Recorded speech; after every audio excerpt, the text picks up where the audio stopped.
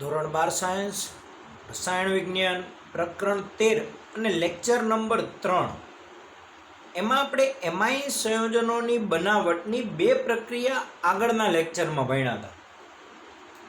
પહેલી પ્રક્રિયા હતી નાઇટ્રો સંયોજનોનું રિડક્શન અને બીજી પ્રક્રિયા હતી હેલાઇડ સંયોજનોનું એમોનોલિસિસ. આજે આપણે ત્રીજી પ્રક્રિયા ભણીએ અને ત્રીજી પ્રક્રિયા છે નાઇટ્રાઇલ સંયોજનોનું રિડક્શન. કે નાઇટ્રાઇલ સંયોજનોનું રિડક્શન થઈ અને એમાઇન સંયોજનો બનાવી શકાય છે એના વિશેની વાત આપણે આજે કરીએ. કે નાઇટ્રાઇલ સંયોજનો એટલે કે સાયનાઇડ સંયોજનો. ઘણી વખત આને આપણે સાયનાઇડ તરીકે ઓળખીએ છીએ. નાઇટ્રાઇલ અથવા તો સાયનાઇડ સંયોજનોનું લિથિયમ એલ્યુમિનિયમ હાઇડ્રાઇડ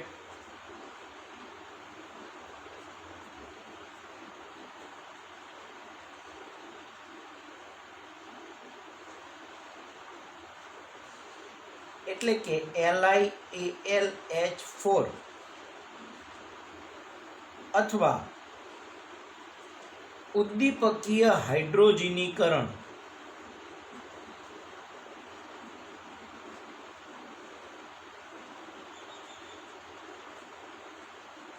એટલે કે નિકલ, પ્લેટિનમ, પેલેડિયમ અને ડાયહાઇડ્રોજનની પ્રક્રિયા એટલે કે ઉદ્દીપકીય હાઇડ્રોજનીકરણ દ્વારા રિડક્શન પામી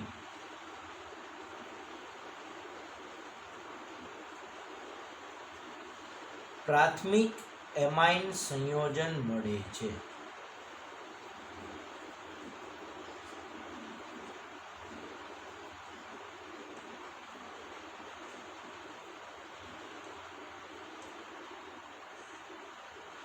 આ પ્રક્રિયાથી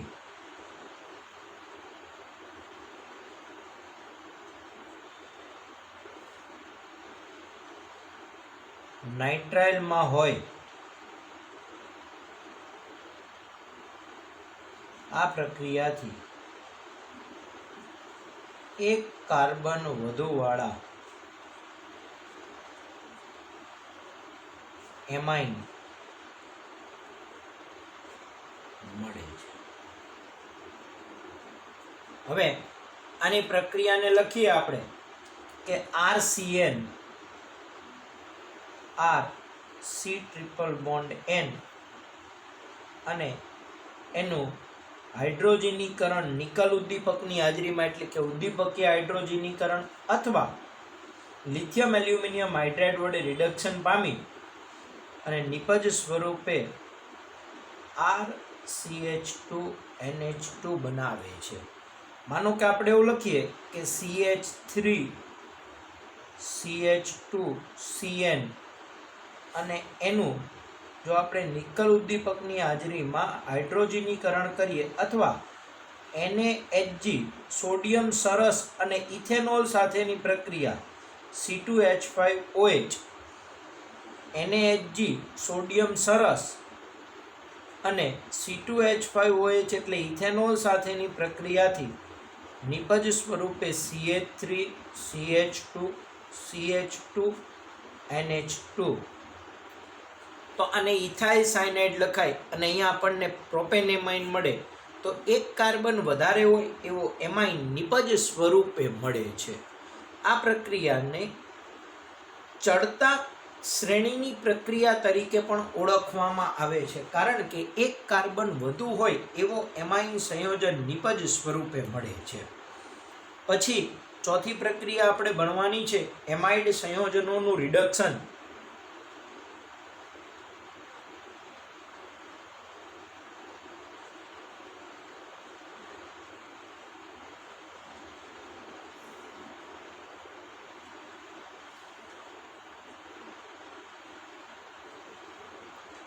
તો એમાઇડનું પણ રિડક્શન થઈ અને એમાઇન સંયોજન બને છે. આ પ્રક્રિયામાં લિથિયમ એલ્યુમિનિયમ હાઇડ્રાઇડ રિડક્શન કર્તા તરીકે કામ કરે છે એટલે લખી શકાય કે એમાઇડ સંયોજનોનું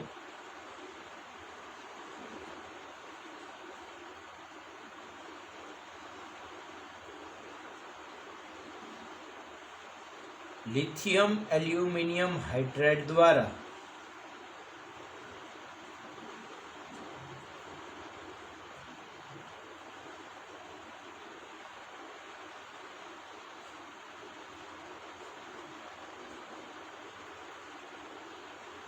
રિડક્શન થઈ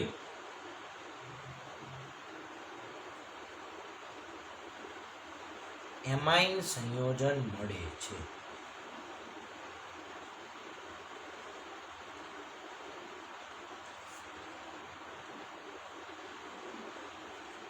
અહીંયા એક વધારાનું લખીએ કે આ પ્રક્રિયામાં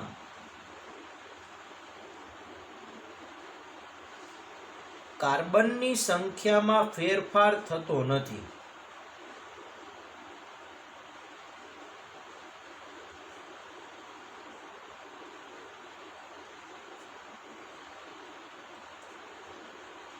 કેમ આવું લખ્યું? તો આના પછી આપણે ગ્રાબિયલ થેલિમાઇડ અને હોફમેન પ્રક્રિયા ભણવાની છે. એમાં હોફમેન પ્રક્રિયા પણ એમાઇડમાંથી જ એમાઇન બનાવે છે, પણ ત્યારે એક કાર્બન ઓછો હોય એવો એમાઇન નિપજ સ્વરૂપે મળે છે. એટલે અત્યાર પૂરતું આને લખીએ અને પછી હોફમેન પ્રક્રિયાના અંતે તમને સમજાશે કે આ કેમ આમ લખ્યું હતું. તો એમાઇડ સંયોજન એટલે આપણે લખીએ RCONH2. એની લિથિયમ એલ્યુમિનિયમ હાઇડ્રાઇડ LiAlH4 સાથે પહેલા સ્ટેપમાં પ્રક્રિયા થાય અને બીજા સ્ટેપમાં એનું જળ વિભાજન થાય એટલે નિપજ સ્વરૂપે RCH2NH2 બને છે. આ CO સમૂહનું CH2 માં રૂપાંતરણ થાય. આપણે ઉદાહરણ તરીકે લખીએ કે CH3CONH2. તો આને કહેવાય ઇથેનેમાઇડ. અને એનું રિડક્શન આપણે પહેલા સ્ટેપમાં LiAlH4 લિથિયમ એલ્યુમિનિયમ હાઇડ્રાઇડ અને બીજા સ્ટેપમાં જળ વિભાજનની પ્રક્રિયા કરીએ તો CH3CH2NH2 એટલે ઇથેનેમાઇન બનાવે છે. તો અહીંયા 2 કાર્બન વાળો એમાઇડ હતો ને 2 જ કાર્બન વાળો એમાઇન મળ્યો. એટલે કે કાર્બનની સંખ્યામાં કોઈ ફેરફાર થતો નથી. તો એમાઇડ સંયોજનોના રિડક્શનથી એમાઇન બનાવતી વખતે એના કાર્બનની સંખ્યામાં કોઈ જ ફેરફાર થતો જોવા મળતો નથી. હવે એના પછીની 5મી પ્રક્રિયા ભણવાની છે આપણે ગ્રાબિયલ થેલિમાઇડ સંશ્લેષણ. ગ્રાબિયલ થેલિમાઇડ છે એ પ્રાથમિક એમાઇન સંયોજનોની બનાવટ માટે ઉપયોગી છે. તો 5મી પ્રક્રિયા આપણે ભણવાની છે ગ્રેબિયલ થેલિમાઇડ સંશ્લેષણ.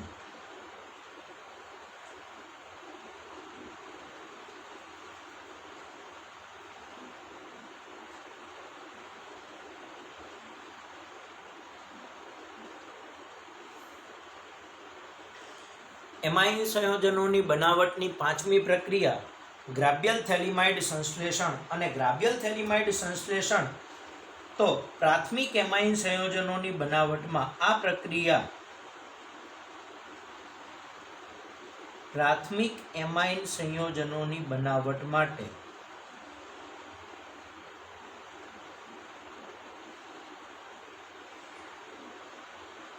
પ્રાથમિક એમાઇન સંયોજનોની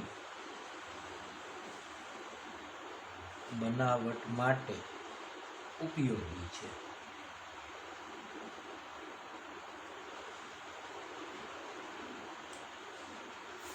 એમાં થેલિમાઇડની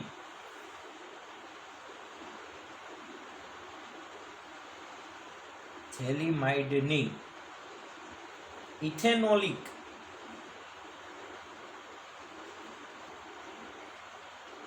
પોટેશિયમ હાઇડ્રોક્સાઇડ એટલે કે KOH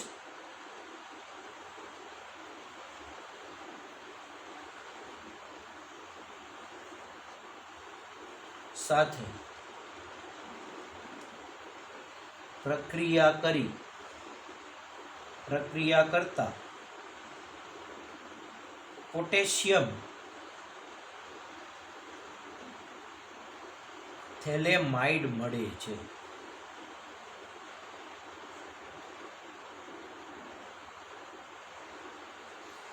પોટેશિયમ થેલેમાઇડ મળે છે, જેની આલ્કાઇલ હેલાઇડ સાથે ગરમ કરતા જેને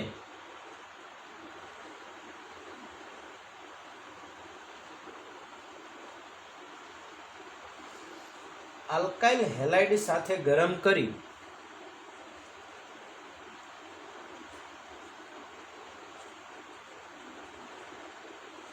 આલ્કાઇલ હેલાઇડ સાથે ગરમ કરી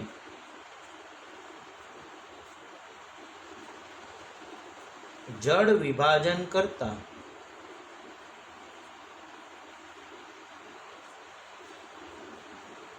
અનુવર્તી પ્રાથમિક એમાઇન સંયોજન મળે છે.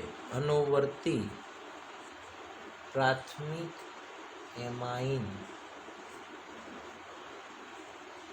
સંયોજન મળે છે. આ પદ્ધતિથી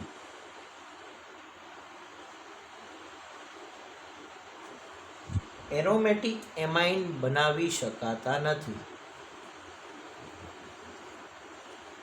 એરોમેટિક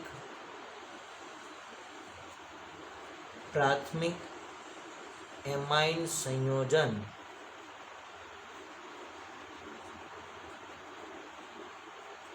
બનાવી શકાતા નથી.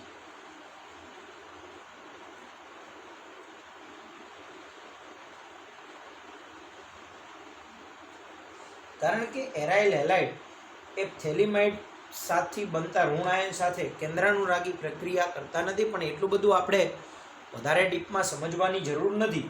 અને આ પ્રક્રિયાને આપણે સમજીએ તો થેલિમાઇડ કદાચ તમને બધાને યાદ જ હશે કે આપણે લાસ્ટ ચેપ્ટર એમાં કાર્બોક્સિલિક એસિડની એમોનિયા સાથેની પ્રક્રિયામાં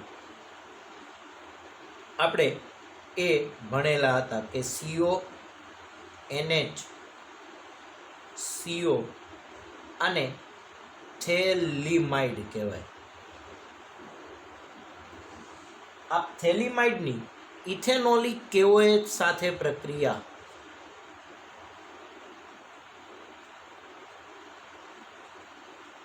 એટલે આનો OH અને આનો H એમ કરીને પાણીનો અણુ છૂટો પડે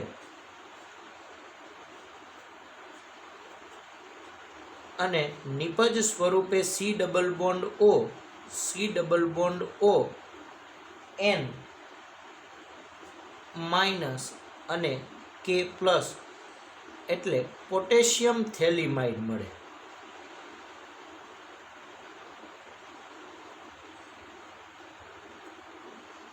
આ પોટેશિયમ થેલિમાઇડની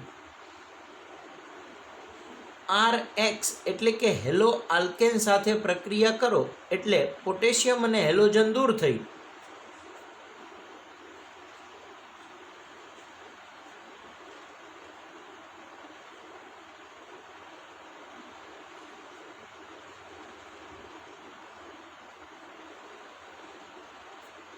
નાઇટ્રોજન ઉપર આલ્કાઇલ એટલે N આલ્કાઇલ થેલિમાઇડ મળે છે.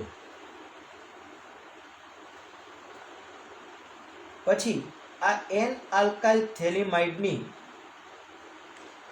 જળ વિભાજનની પ્રક્રિયા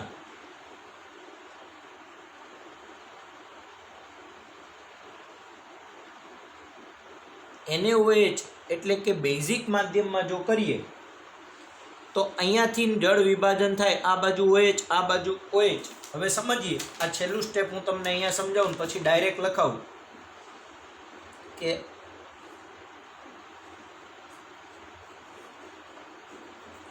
બેન્ઝીન ઉપર CONR CO આમ થાય. હવે અહીંથી બંધ તૂટે એટલે નાઇટ્રોજન વાળો ભાગ માઇનસ બને અને કાર્બન વાળો ભાગ પ્લસ બને. જળ વિભાજન એટલે H પ્લસ અને OH માઇનસ, તો H પ્લસ N સાથે જોડાય એટલે એક H અહીંયા જોડાય ને એક H અહીંયા જોડાય એટલે RNH2 બની ગયું. એક બાજુ OH અહીંયા જોડાય ને એક બાજુ OH અહીંયા જોડાય એટલે આટલો ભાગ લખો એટલે થેલિક એસિડ થાય. COOH અને COOH અને વત્તા બનશે RNH2 એટલે પ્રાથમિક એમાઇન મળ્યો.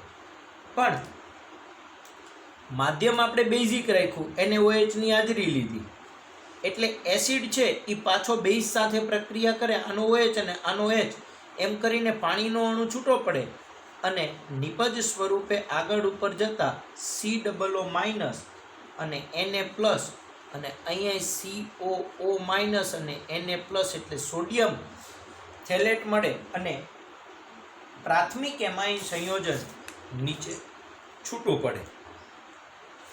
તો તમે જોઈ શકો છો કે જળ વિભાજનની પ્રક્રિયામાં અહીંયાથી બંધ તૂટે, આ બાજુ હાઇડ્રોજન જોડાય એટલે RNH2 પ્રાથમિક એમાઇન બને.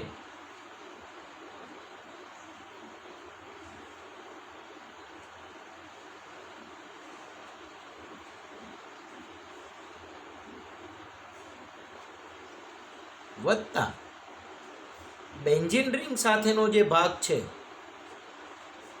એના આ ભાગમાં COO- અને Na+ એટલે COO Na અને અહીંયા COO- અને Na+ એટલે COO Na એટલે આ પોટેશિયમ થેલેટ બન્યું, સોડિયમ થેલેટ બન્યું. સોરી, એનો સોડિયમ ક્ષાર છે એને સોડિયમ થેલેટ કહેવાય. તો આ પ્રક્રિયાથી માત્ર ને માત્ર પ્રાથમિક એમાઇન સંયોજન મળે જ છે. આને લખવું હોય તો સોડિયમ થેલેટ લખાય. થેલિક એસિડ આપણને બધાને ખબર છે કે બેન્ઝીન રિંગ ઉપર 2 COOH પાસે હોય તો એને થેલિક એસિડ કહેવાય, અને થેલિક એસિડ કહેવાય. અને આ થેલિક એસિડનો સોડિયમ ક્ષાર છે, જો આ થેલિક એસિડ થઈ ગયો. અને થેલિક એસિડનો સોડિયમ ક્ષાર એટલે એને સોડિયમ થેલેટ કહેવાય. તો આ પ્રક્રિયાને ગ્રાબ્યલ થેલિમાઇડ સંશ્લેષણ કહેવાય. આપણે થેલિક એસિડમાંથી થેલિમાઇડ ભણ્યા હતા અને થેલિમાઇડમાંથી એમોનિયાની બનાવટ છે. આ બે પ્રક્રિયામાં તમે ક્યારેય ઊંધું ન મારતા. તમે એક પ્રક્રિયા ભણ્યા થેલિક એસિડમાંથી થેલેમાઇડ, એ પ્રક્રિયા અને આ પ્રક્રિયા એકબીજાથી તદ્દન ઊંધી પ્રક્રિયા છે. એટલે ક્યારેય એ બે પ્રક્રિયા ભેગી ન થઈ જાય એનું ખાસ ધ્યાન રાખીએ. એ બે પ્રક્રિયા ભેગી ન થઈ જાય એનું ખાસ ધ્યાન રાખીએ. દાખલા તરીકે હું તમને અહીંયા સમજાવું તો આપણે થેલિક એસિડ વાળી પ્રક્રિયા ભણ્યા હતા. થેલિક એસિડ એટલે COOH અને COOH. આ કઈ રીતે બન્યું? એની એમોનિયા સાથેની પ્રક્રિયા યાદ હોય તો NH3 સાથે એટલે COO- અને NH4+, COO- અને NH4+, એટલે આ એમોનિયમ થેલેટ બન્યું હતું. આને ગરમ કર્યું ત્યારે પાણીના અણુ છૂટા પડી અને CONH2 અને CONH2 એટલે થેલેમાઇડ બન્યું. અને આને વધારે ગરમ કર્યું એટલે NH3, આ એક NH2 આખો ને બીજાનો H, NH3 છૂટો પડી અને નિપજ સ્વરૂપે આમ કરી અને CO આ રીતે જોડાઈ અને નિપજ સ્વરૂપે આપણને આ થેલિમાઇડ મળ્યું. આ થેલિમાઇડ હતું, આ થેલેમાઇડ હતું અને આ આપણું થેલિક એસિડ હતું. તો થેલિક એસિડમાંથી થેલિમાઇડ પૂછાય તો એ આપણા 12મા ચેપ્ટરની એમોનિયા સાથેની પ્રક્રિયાવાળી પ્રક્રિયા આવે. અને જો થેલિમાઇડમાંથી પ્રાથમિક એમાઇન પૂછાય તો આ આપણી ગ્રાબ્યલ થેલિમાઇડ. ગ્રાબ્યલ થેલિમાઇડને ફરીથી સમજો તો આ પ્રક્રિયા પ્રાથમિક એમાઇન સંયોજનોની બનાવટ માટે. થેલિમાઇડની ઇથેનોલિક પોટેશિયમ હાઇડ્રોક્સાઇડ સાથે પ્રક્રિયા કરતા પોટેશિયમ થેલેમાઇડ મળે છે. આ પોટેશિયમ થેલિમાઇડ મળે છે જેને આલ્કાઇલ હેલાઇડ સાથે ગરમ કરતા, આલ્કાઇલ હેલાઇડ સાથે ગરમ કરી અને જળ વિભાજન કરો. પહેલાં ગરમ કર્યું આલ્કાઇલ હેલાઇડ સાથે ને પછી જળ વિભાજન કર્યું તો પ્રાથમિક એમાઇન સંયોજન મળે છે. આ પ્રક્રિયાથી એરોમેટિક પ્રાથમિક એમાઇન સંયોજન બનાવી શકાતા નથી, એટલે કે અહીંયા આરના બદલે AR લાવી શકાતું નથી. તો આજે આપણે એમાઇન સંયોજનની 3 પ્રક્રિયા ભણ્યા. પહેલી હતી નાઇટ્રાઇલ સંયોજનોનું રિડક્શન, બીજી એમાઇડ સંયોજનોનું રિડક્શન, ત્રીજી ગ્રાબ્યલ થેલિમાઇડ પદ્ધતિ, અને આજે આપણે ચોથી પ્રક્રિયાને ટોટલ છઠ્ઠી પ્રક્રિયા ભણીએ, હોફમેન બ્રોમેમાઇડ વિઘટન પ્રક્રિયા. હોફમેન બ્રોમેમાઇડ વિઘટન પ્રક્રિયા. તો હોફમેન બ્રોમેમાઇડ વિઘટન પ્રક્રિયા એ હોફમેન એમાઇડ સંયોજનની NaOH ના જલીય અથવા ઇથેનોલિક દ્રાવણમાં બ્રોમિન સાથે પ્રક્રિયા કરી અને પ્રાથમિક એમાઇન સંયોજન બનાવવાની પદ્ધતિ વિકસાવી હતી. હોફમેને એમાઇડ સંયોજનની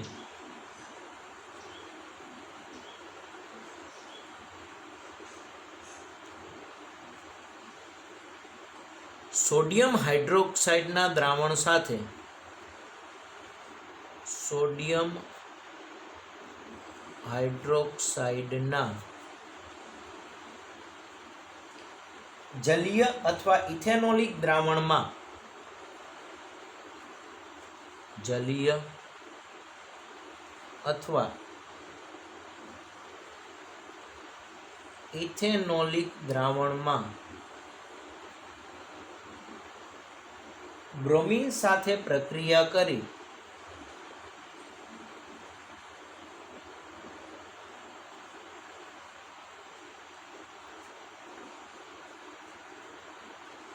પ્રાથમિક એમાઇન સંયોજનો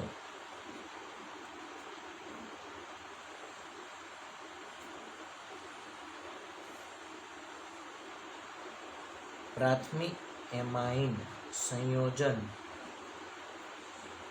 બનાવવાની પદ્ધતિ વિકસાવી હતી.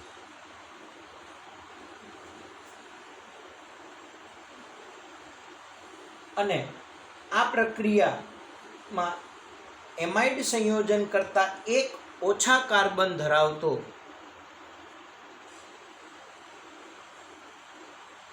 એમાઇડ સંયોજન કરતાં એક ઓછા કાર્બન ધરાવતો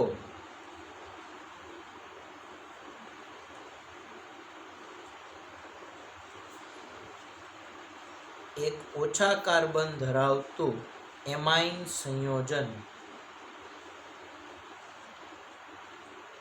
મળે છે. એમાઇડ કરતાં એક ઓછા કાર્બન વાળું એમાઇડ સંયોજન બને છે. અહીંયા કીધું તું જો એમાઇડમાંથી જ એમાઇન બનાવ્યું, પણ કાર્બનની સંખ્યામાં ફેરફાર થતો નથી. પણ અહીંયા એમાઇડમાંથી જ એમાઇન બનાવતી વખતે એક કાર્બન ઓછો હોય એવો એમાઇન મળે છે. અને આની પ્રક્રિયાને આપણે લખીએ તો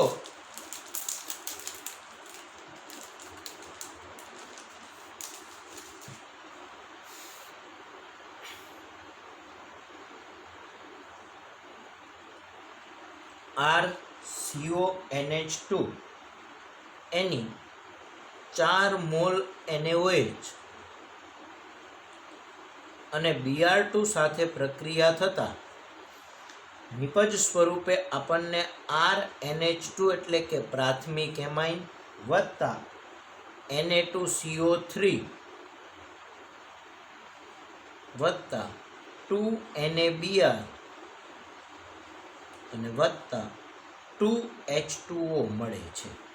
કઈ રીતે સમજો, આ 4 Na અને 2 Br, એમાંથી 4 Na ને 2 Br ને 2 Na એટલે 2 NaBr. હવે 4 OH બન્યા, 4 OH સમજીએ અહીંયા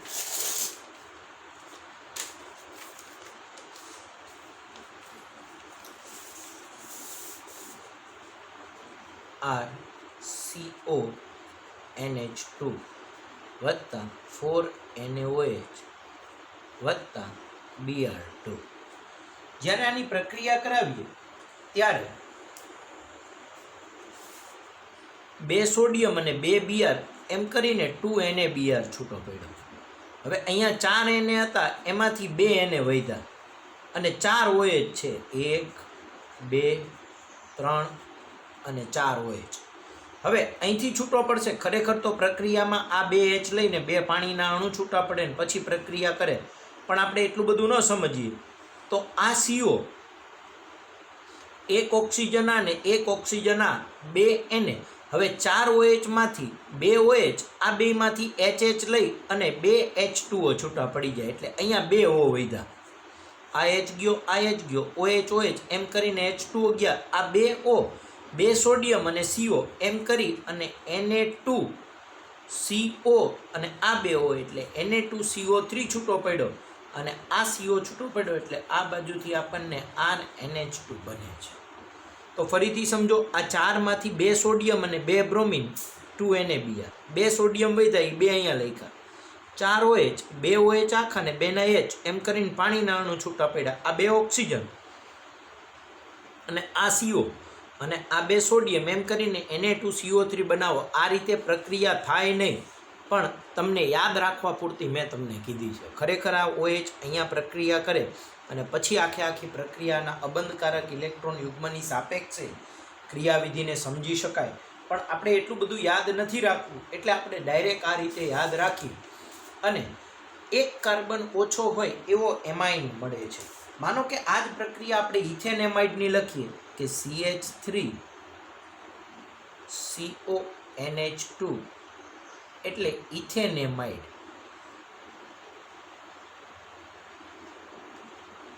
એની 4 મોલ NaOH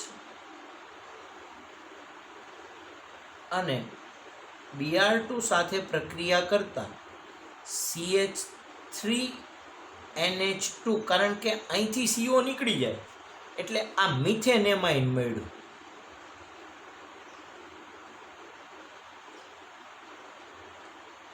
વત્તા Na2CO3 વત્તા 2 NaBr અને વત્તા 2 H2O છૂટું પડે છે. તો તમે અહીંયા જોઈ શકો છો કે ઇથેનેમાઇડ જે હતું એમાં 2 કાર્બન હતા અને અહીંયા મિથેનેમાઇન મળ્યો એટલે 1 કાર્બન મળ્યો. તો 2 કાર્બનમાંથી 1 કાર્બન એટલે કે 1 કાર્બન ઓછો હોય એવું એમાઇન મળે છે. અહીંયા તમે જુઓ તો રિડક્શનવાળી પ્રક્રિયામાં ઇથેનેમાઇડમાંથી ઇથેનેમાઇન જ બન્યું, એટલે અહીંયા 2 કાર્બન હતા અને અહીંયા 2 કાર્બન હતા. તો આ પ્રક્રિયામાં કાર્બનની સંખ્યામાં ફેરફાર થતો નથી. જ્યારે આ પ્રક્રિયાના અંતે એમાઇડ સંયોજન કરતાં 1 કાર્બન ઓછો હોય એવો એમાઇન નિપજ સ્વરૂપે મળે છે. તો આમ એમાઇન સંયોજનોની બનાવટની પ્રક્રિયાની કુલ 6 પ્રક્રિયા. એમાંની પહેલી પ્રક્રિયા એટલે કે નાઇટ્રો સંયોજનોનું રિડક્શન, બીજી પ્રક્રિયા આલ્કાઇલ હેલાઇડનું એમોનોલિસિસ, ત્રીજી પ્રક્રિયા નાઇટ્રાઇલનું રિડક્શન, ચોથું એમાઇડનું રિડક્શન, પાંચમું ગ્રેબિયલ થેલિમાઇડ અને છઠ્ઠી હોફમેન પ્રક્રિયા. એમાં મોસ્ટ આઈએમપી પ્રક્રિયામાં ગ્રેબિયલ થેલિમાઇડ આવશે. હોફમેન વિઘટન આ પણ મોસ્ટ આઈએમપી પ્રક્રિયા છે, આ ખાસ યાદ રાખો. અને આલ્કાઇલ હેલાઇડ સંયોજનોનું એમોનોલિસિસ વાળી જે પ્રક્રિયા ભણ્યા હતા એ પ્રક્રિયા પણ મોસ્ટ આઈએમપી છે. તો આમાં 6 માંથી 3 પ્રક્રિયા ખૂબ જ વધારે જરૂરી, અને એમ કરીને એમાઇન સંયોજનોની બનાવટની પ્રક્રિયા આપણે પૂરી કરી. આ બનાવટની પ્રક્રિયાને આ જ રીતે તમે ફેરબુકમાં 1-2 વખત લખો. આ 2 પ્રક્રિયા 2-2 વાર લખો, 1 અને 2. ફેરબુકમાં 1 વખત લખો ને રફ નોટમાં 2-3 વખત લખી આ બંને પ્રક્રિયાને ખાસ તૈયાર કરો. હવે આના પછી આપણે એમાઇન સંયોજનોના ભૌતિક ગુણધર્મની વાત કરીશું, જેમાં એનું બેઝિક લક્ષણ, એના ઉત્કલન બિંદુની વાત છે, એની દ્રાવ્યતાની વાત છે, એ બધી વાત કરશું. તો એમાઇન સંયોજનોના બનાવટની પ્રક્રિયા આપણે આજે પૂર્ણ કરી. 6 બનાવટની 2 બનાવટની પ્રક્રિયા આપણે લાસ્ટ લેક્ચરમાં ભણ્યા હતા ને 4 બનાવટની પ્રક્રિયા આપણે આ લેક્ચરમાં ભણ્યા. એમ કરી અને 6 બનાવટની પ્રક્રિયા પૂર્ણ કરી, જે તમારે બધાએ ખાસ તૈયાર કરવાની છે.